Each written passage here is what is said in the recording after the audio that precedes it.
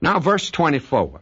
And the men of Israel were distressed that day, for Saul had adjured the people, saying, Cursed be the man that eateth any food until the evening, that I may be avenged on mine enemies. So none of the people tasted any food.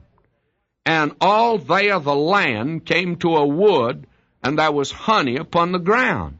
Now, the interesting thing is that Jonathan, the son, had not known this strange thing that his father had put down, that you're not to eat anything till the battle's won. Well, Jonathan's already won the battle, actually, and that is the thing that has happened here. We are now beginning to see the real nature of this man Saul. And again here, this man Jonathan gains a great victory. But again, Saul takes credit for it. And we're told here that Saul says, Now cursed be the man that eats anything until we've been avenged. Well, Jonathan's already done it, Dad. Saul needs to know that his son has got the battle, and he knows that, but he's not willing to give this man credit. Saul took credit for the victory. His modesty is now gone. Saul's jealousy is also revealed here, as we are going to see.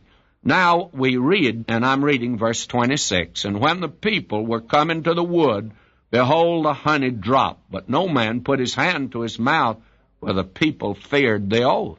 Now the army didn't dare touch it, but Jonathan, verse 27, Jonathan heard not when his father charged the people with the oath. Wherefore he put forth the end of the rod that was in his hand, and dipped it in an honeycomb, and put his hand to his mouth, and his eyes were enlightened. Then answered one of the people, and said, Thy father straitly charged the people with an oath, saying, Cursed be the man that eateth any food this day. And the people were faint.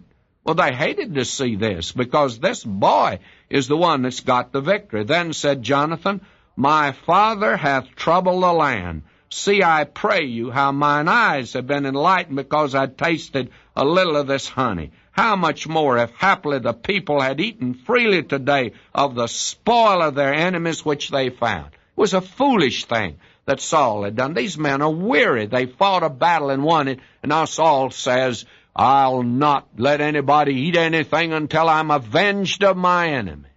You see, his modesty is absolutely gone. And we are told here that he actually built an altar to the Lord and offered sacrifices. And then in verse 36, Saul said, Let us go down after the Philistines by night and spoil them until the morning light, and let us not leave a man of them. And they said, Do whatsoever seemeth good unto thee. Then said the priest, Let us draw near hither unto God.